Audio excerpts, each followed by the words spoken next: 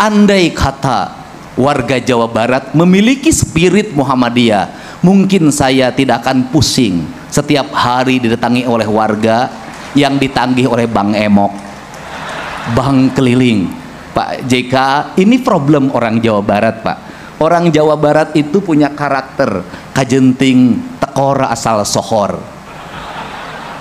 Hajat habis 30 juta, 40 juta, 50 juta, tapi pinjam dari bank keliling yang rentennya 10%. Dan ini sangat kuat, sehingga berbagai kebijakan saya yang dilakukan saat ini sesungguhnya adalah upaya untuk menekan agar rakyat Jawa Barat tidak terjebak dalam pinjaman-pinjaman rentenir. Maka saya membuka ruang untuk orang yang tidak punya uang selama di rumah sakit berobat, datang ke kantor gubernur. Orang yang tidak punya biaya untuk sekolah, datang ke kantor gubernur. Orang yang tidak biaya untuk menyelesaikan hutang yang diakibatkan oleh biaya rumah sakit yang tidak ditanggung oleh BPJS, datanglah para gubernur. Kenapa itu dilakukan? Karena saya menyadari andai kata mereka tidak datang pada saya, pada gubernur, pada kantor-kantor wilayah yang melayaninya, mereka akan jatuh ke tangan rentenir yang pada akhirnya rumahnya akan terjual, aset kekayaannya akan terjual, dan pada akhirnya kehormatan diri dan keluarganya pun akan terjual. Bagi saya, mencegah kemaksiatan adalah dengan upaya mencegah mereka dari upaya menggelincirkan diri dari kemaksiatan. Salah satu yang harus dibina dari warga Jawa Barat adalah hentikan tradisi kajenting tekor asal sohor, karena itu yang membuat kemiskinan baru dan terus tumbuh. Pola-pola hidup anak-anak yang konsumeris, harus pakai motor dan skincare, HP yang harus baru dalam setiap waktu, uang jajan yang harus selalu tersedia, itu adalah pola-pola yang mengakibatkan mereka kalah dalam etos. Jujur saja, kalah oleh orang Sulawesi dalam beretos. Untuk itu, cara merubah masyarakat bukan hanya disuapi, tapi dibiarkan mereka mandiri dan dibiarkan mereka juga bisa menyelesaikan problemnya sendiri. Tugas negara itu menurut saya hanya 3. 1, menjamin pendidikannya gratis. 2, menjamin kesehatannya gratis. Yang ketiga, memberikan sarana prasarana perumahan. Yang keempat, yaitu menjamin keamanan. Dengan ruang itulah maka kesejahteraan yang dicita-citakan oleh pendiri Muhammadiyah yang hari ini namanya menjadi Ketua PW Jawa Barat akan segera terwujud. Saya ucapkan terima kasih, selamat bermilad, semoga kebahagiaan, kesejahteraan menyertai kita semua. Ciri dari pemimpin Muhammadiyah itu 1, yayasannya besar, rumah sakitnya mewah, tapi pemimpinnya sederhana. Yang saya hormati orang tua kita bersama, Wakil Presiden Republik Indonesia Pak Yusuf Kalla, ucapkan terima kasih. Yang saya hormati Wakil Ketua Majelis Permusyawaratan Rakyat Republik Indonesia, saya ucapkan terima kasih Pak Hidayat Nur Wahid. Ini senior saya dalam politik meski partainya beda, Pak Menko Pangan, politisi sepanjang zaman, senantiasa eksis dalam setiap episode kepemimpinan, dan seluruh jajaran para menteri, wakil menteri kabinet merah putih, saya ucapkan terima kasih dan selamat datang di Jawa Barat. Pak Kapolri, saya nyebutnya si ganteng kalem. Saya selalu memperhatikan kedip mata Bapak. Setiap kedip itu bermakna dan berbahaya sebenarnya. Selamat datang, terima kasih atas kehadiran Jawa Barat. Seluruh keluarga besar Muhammadiyah dari mulai kecamatan, kabupaten, dari seluruh Indonesia yang hadir pada kesempatan siang hari ini, semoga sehat. Dan buat ibu-ibu yang di sebelah sana, emak-emak, teteh-teteh, saya ucapkan juga selamat datang. Pertama, tadi saya bingung, ini Milad Muhammadiyah apa pagelaran seni?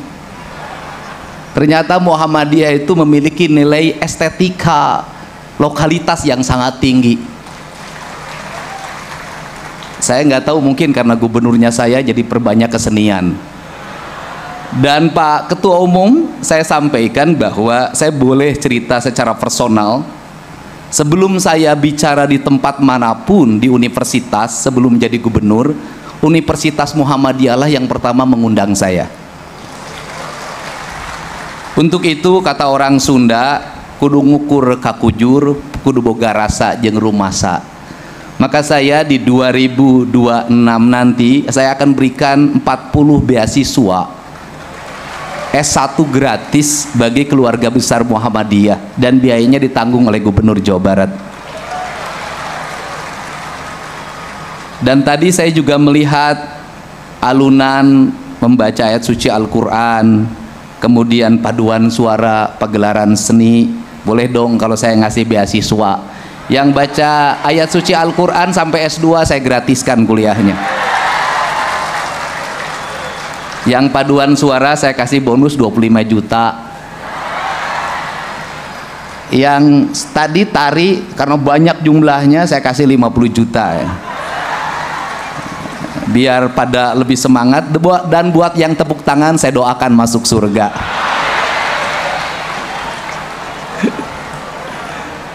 Yang belum makan mudah-mudahan tidak masuk angin. Kalau bicara Muhammadiyah, sesungguhnya kita bicara tentang kemajuan bangsa, keadilan dan kemakmuran. Karena Muhammadiyah berfokus pada dua hal. Satu, peningkatan kualitas pendidikan rakyat yang ditandai dengan banyaknya rumah sakit yang berikan layanan pada seluruh masyarakat. Yang kedua, banyaknya lembaga pendidikan yang bertujuan untuk mencerdaskan kehidupan rakyat. Maka sesungguhnya, ini ada Menteri Pendidikan Dasar dan Menengah, ini bestie saya urusan pendidikan.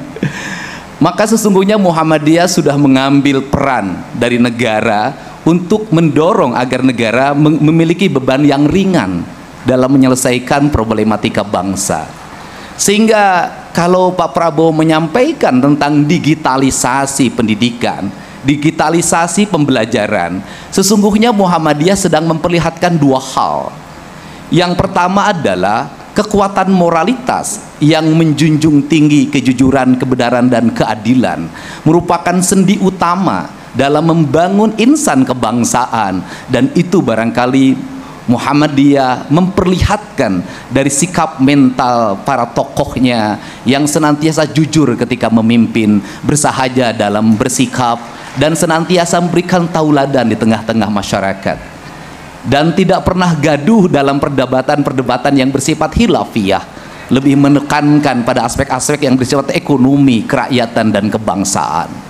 Yang kedua, dari sisi digital, Muhammadiyah sudah sejak lama memperlihatkan diri sebagai organisasi modern yang mengelola kelembagaan secara profesional, sehingga pergantian kepengurusan, pergantian kepemimpinan tidak mempengaruhi manajerial kemuhammadiyahan.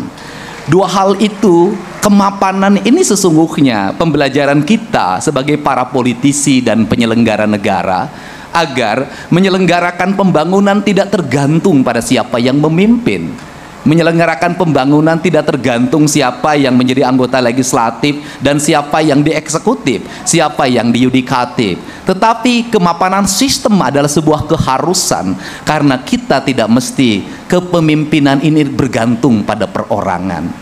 Sistem yang sudah diwariskan oleh Muhammadiyah ini semestinya menjadi bahan dasar bagi kita para politisi untuk mewariskan sistem politik yang baik bagi regenerasi kepemimpinan, bagi iklim pembangunan dan bagi iklim investasi. Untuk itu, di ulang tahun yang diselenggarakan pada saat ini dalam bahasa Indonesia, dalam bahasa Muhammadiyahnya milad, dalam bahasa Sundanya milang kala.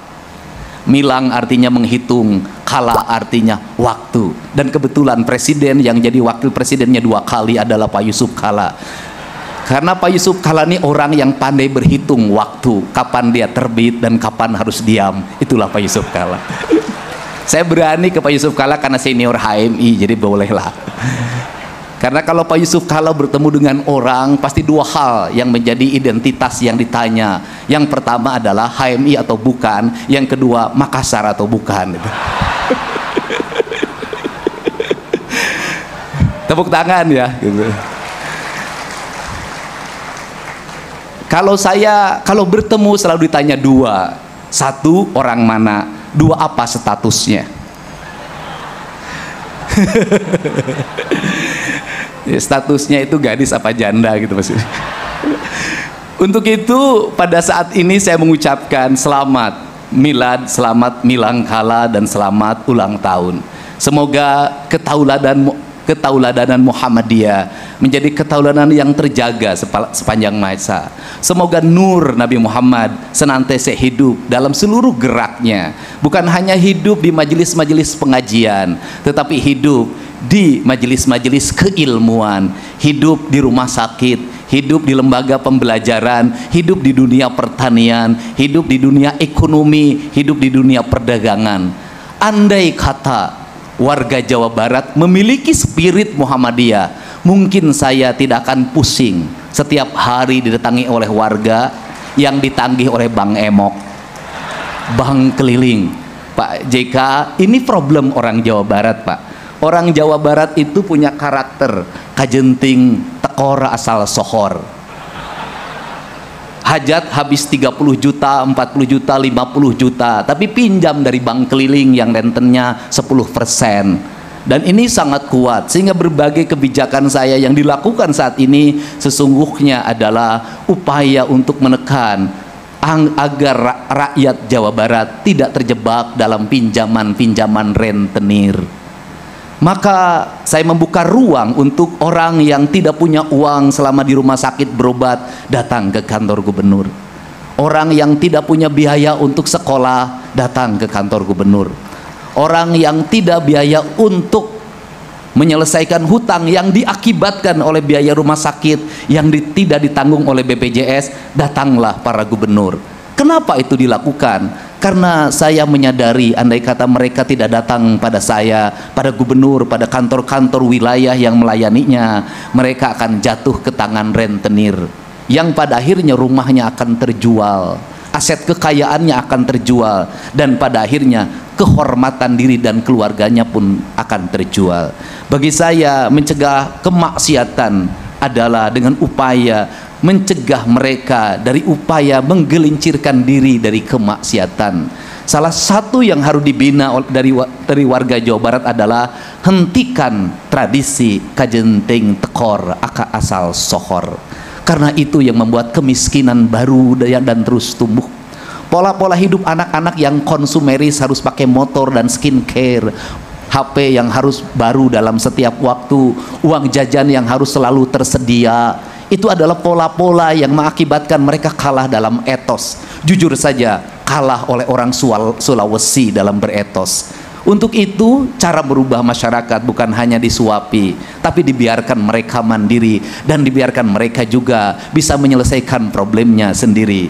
Tugas negara itu menurut saya hanya 3. 1, menjamin pendidikannya gratis. 2, menjamin kesehatannya gratis. Yang ketiga, memberikan sarana prasarana perumahan. Yang keempat, yaitu menjamin keamanan. Dengan ruang itulah maka kesejahteraan yang dicita-citakan oleh pendiri Muhammadiyah yang hari ini namanya menjadi Ketua PW Jawa Barat akan segera terwujud.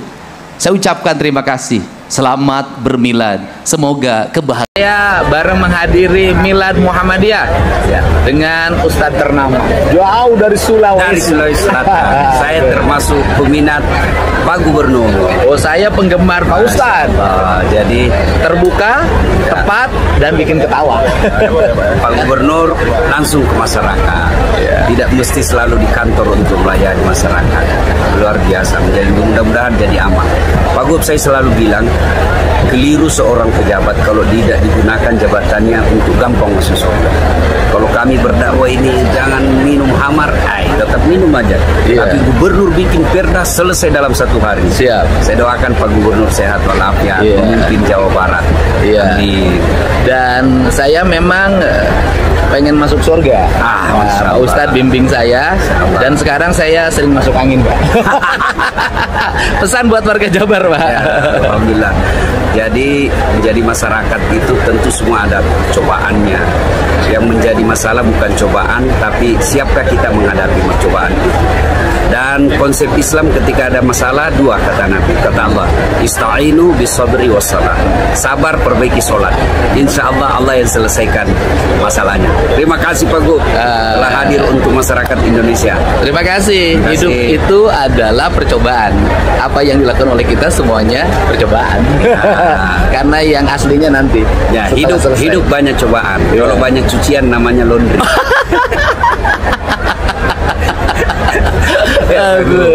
Ya mudah-mudahan walaupun hidup adalah percobaan, kita tidak menjadi manusia percobaan. Ya. Terima kasih Pak. Terima kasih. Ya. Lagi di SMP 4 Bekasi. Mana SMP-nya mana?